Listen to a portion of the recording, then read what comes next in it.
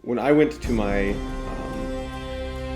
first practice round trying to decide whether or not I was going to be on the team, I was like, oh, it's going to be this sort of formal, logical, you put the logical syllogisms in order and the one who's the most logical wins, and it's absolutely nothing like that. Women were seen as objects and sex symbols. In the 1990s, women began the hip-hop feminist movement designed to investigate the intersection of race, culture, class, and sex. This type of insulated debate environment actually increases microaggressions comparatively better. In fact, this is witnessed by the round understanding your very advocacy text. The challenge always leads to escalation arguments. The U.S. is not willing to give up its role as global hegemon because of deeply seated roots in nationalism, which indicate the U.S. would always go to all wars with the nations. Next argument is the history. Say that cheaper oil is good. No, it is not. Your argument about high prices are about how it could affect the American economy, but in a world where you are making arguments for us about why the American economy can maintain microshocks, but Russia's can't. Only 13 and 16 at the time of their execution lied in the streets of Brazil with no ability to look. Their backs were turned. We do not know if their hands were up because their history is erased.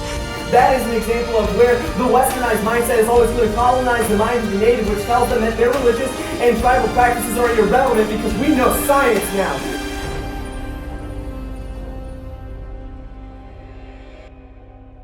Debate is a game that is played by hundreds of schools across America every year. Topics and sides are assigned to teams, who then battle for intellectual supremacy at 400 words per minute, which is faster than can be understood by the untrained ear. So debate in America actually started in the 1800s. Northwestern and Whitman and Yale, Harvard, these sorts of programs started debate societies, and these societies would meet together and they would debate each other on relevant topics of the day. The NPDA, it started and developed throughout the 1990s as a response to policy debate becoming more and more expensive. In parliamentary debate, you have a different topic every round, and it's usually a policy topic, but instead of having evidence, we try to use analysis and better grounding in, reasonable evidence and understanding the world, as opposed to just reading off some PhD who said we're right.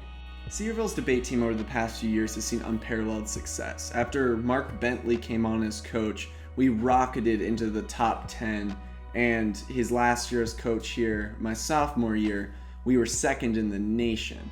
Without the team, you lose a whole lot of bright people and a whole lot of, you lose the chance to explore in a real sense.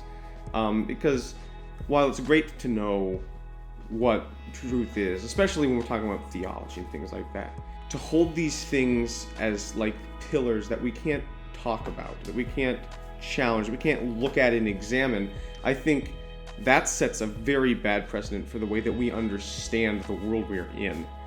Taking an activity where we can sort of explore all angles on the topic, even the absurd ones, and we can be a little bit irreverent with the truth and examine not just whether or not something is the case, but the kind of mindset that goes into an assertion that something is the case. I think that gives us a much better ground to be not only holding a true position, but holding a true position that's defensible, that doesn't look absurd to other people. Because there's a reasonable and an unreasonable way to hold even true positions. I think that is the real legacy of debate is, it's not just, can I win this argument? It's also, well, can I present something in a way that people who don't agree with me are still gonna buy. The point of background is that if high taxes are causing corporate aversions and aren't incentivizing small businesses who, with this new higher tax rate, who now that have low tax rates. When we had tryouts, I was really excited about the people who came out to try out. They were all very talented from the start. We had everybody from last year basically leave. We had 2 or 3 people come back. And so we had 8 novices show up who had never really done any party debate like this before, and it was just phenomenal to watch this year's team grow. I every time we went to a tournament, I was blown away by what they did. And it was phenomenal. I don't think we didn't grow like this last year. I wasn't as good as they are. To watch them just come in and just kick everybody's butt, it was really, really fun to watch.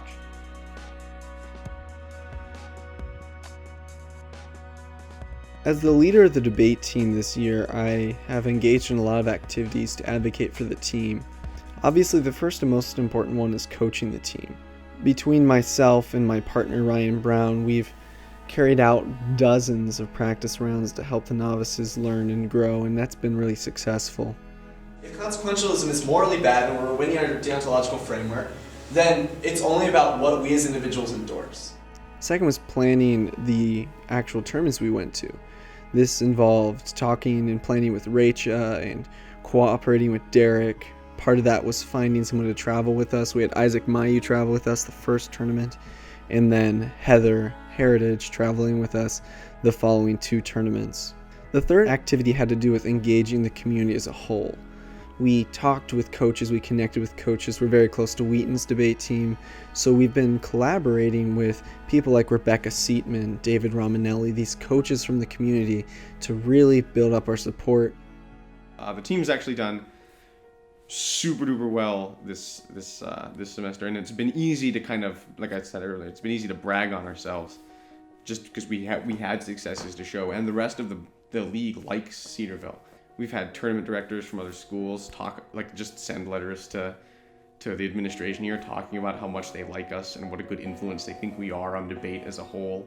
We've had the team bragged on in chapel. You've got to like Dr. White's kind of fatherly impulse to brag on whenever anybody does something well. He's always happy to talk about it. And so when he found out that we'd just swept everything at Loyola, he was basically our first champion on the home front. We need to be conversant, and we need to be arguing. Like, it seems like the New Testament is full of people who argued, right? We need to be able to talk with them on their terms, and talk with people who don't agree with us, talk with people who are radically different about the way my personhood interacts with, say, the unborn, the way that my personhood interacts with prostitution or with alcoholism or whatever. Like, I think we believe that we bring something valuable and irreplaceable to the table. We don't believe that they can have the same perspective we do. And so I think that there's something just incredibly important about keeping a Christian perspective in intellectual discourse. There's once it's lost, what can you even win once you've lost a presence in discourse? When you allow yourself to be sidelined and turned into a side voice, you become Westboro Baptist, or you become, ISIS. You become these radical sideliners that nobody cares about. Or if you do care about them, it's because they're all jerks who don't have any grounding in reality. I think that staying in, that kind of fighting this out, is incredibly important, just because I know that I wouldn't be where I am today if I hadn't been put through debate. I think I've been able to watch other novices go through the same process that I've seen, and I just think, even if you don't stick around for long, even if you come in and you do your 1 year and you're out, I think that the experience of debate changes the way you think and changes the way you want to engage with people in a way that is extremely important. I don't think it can be replaced. I'm willing to give, this is my senior year, I'm willing to give of my time. Aaron's given tons of his time to keep this team going. If I can do something to make other people have this kind of feeling about debate too, then I have every obligation to make sure they do. So.